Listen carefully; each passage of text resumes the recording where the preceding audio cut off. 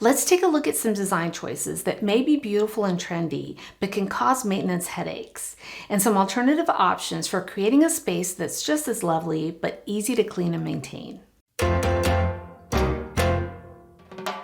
Hi everyone, it's Liz. Welcome to Balance and Rhythm, where we talk about interior design and ways to make the most of our homes to create happiness, health, and well-being. A home that supports our well-being is one that makes our lives less complicated by providing beauty, simplicity, and ease of use. So let's take a look at 10 design choices to think twice about when planning easy to care for spaces.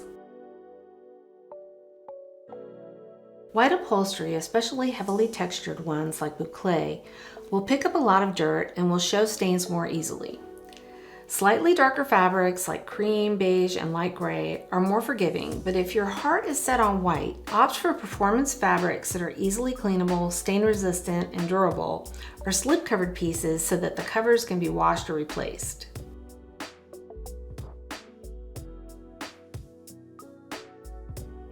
Button tufting offers a classic and elegant look, but stick to it on the backs and arms of upholstered pieces.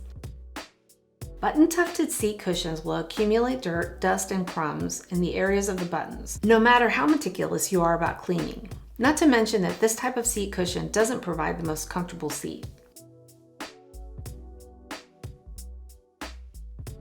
Wall-to-wall carpeting has been replaced by hard flooring as the preferred flooring for new construction and renovations, but there's been some buzz about it making a comeback. If this is truly to become a trend, I would say that it's not a great one. Carpeting harbors dust, dirt, allergens, and microbes and needs to be replaced every 5 to 15 years depending on maintenance. More long-lasting options are hardwood or engineered hardwood and porcelain tile. For wood flooring, check the Janka score based on the Janka hardness test that measures the hardness of wood. Another great option, and one I use often for flooring, is porcelain tile, which is extremely durable and impervious to water.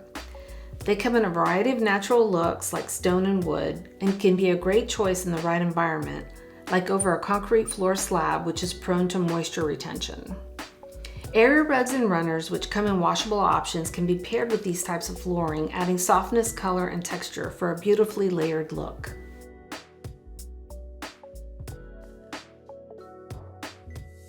Open kitchen shelving can seem like a great idea, but it requires lots of dusting and organization on a regular basis. If they're not thoughtfully styled and meticulously maintained, they can make your kitchen feel cluttered and disorganized. If maintenance is not something you're into, opt for closed cabinetry to simplify your cleaning routine and provide a calm and orderly look. One of my biggest design regrets is going with glass top tables. They show fingerprints and dog nose smudges, always look dusty, and they tend to scratch. And even though they can make a space feel larger, the look can be kind of cold, and the maintenance hasn't been worth it, at least not for me. Like glass, other glossy surfaces, especially black ones, show dirt, dust, and smudges, and water stains are more noticeable on these materials and surfaces. Matte and brushed metal finishes will show prints and spots less than their polished counterparts, and they're less noticeable on lighter surfaces as well.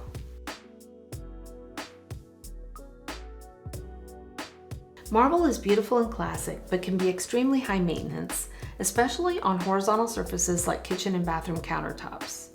Marble is a crystallized carbonate that makes it one of the more soft and porous natural stone options, and its composition makes it very susceptible to staining and etching by acidic liquids like coffee, tea, wine, soda and fruit juices, makeup and beauty products, or even just the wrong cleaning product.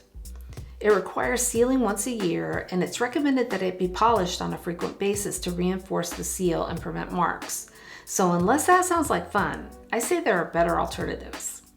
Other natural stones like granite and quartzite are more durable and stain less than marble, but still require sealing on a regular basis. Quartz, on the other hand, is a composite of 93% ground quartz, one of the hardest minerals found in nature, and about 7% polymer resin, which binds the quartz together. This composition makes quartz a great choice for versatility in design, creating terrazzo-like designs with larger chips, or almost any look you like when the dust form is used, even a marble look. Quartz is very hard, durable, and resistant to chipping, etching, and scratches. And while it doesn't require regular maintenance like the other options do, it can be damaged if a hot pan is placed on it. Not by scorching, but because the heat can cause the resin to crack.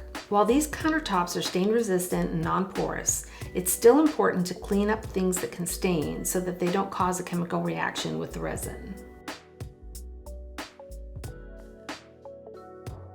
Vessel sinks can look like little works of art, but they're a hassle to maintain.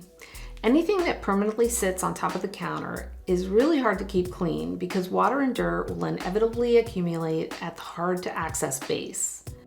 Undermount sinks make cleaning the countertop much easier, and you can also install wall-mounted faucets to make the countertop completely accessible for cleaning.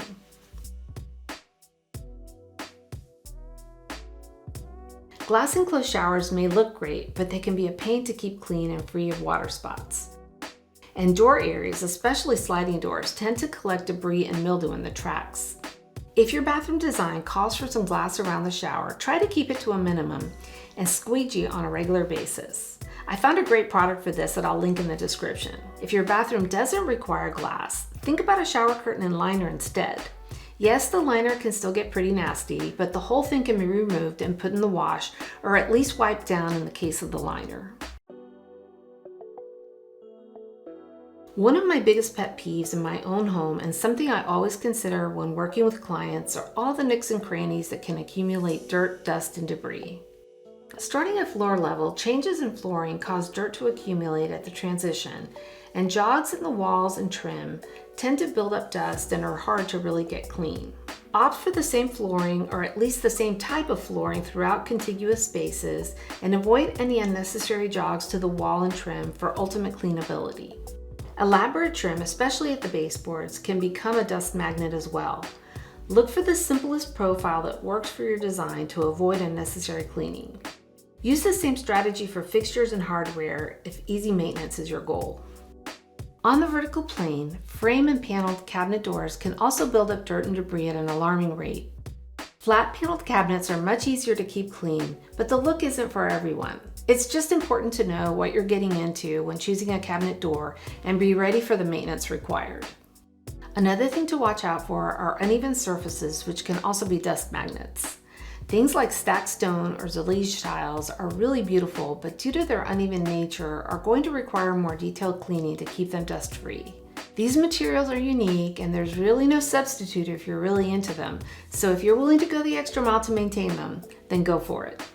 You can probably tell I have some favorite materials. Some I'm willing to put up with the cleaning hassle for, and some I'm not. But I want to know what you think. Please share in the comments which materials you're willing to go the extra mile for and which ones you're not. If you enjoyed the video, please give it a like and please consider subscribing to be the first to know about new videos. Thanks so much for watching. I'll see you next time.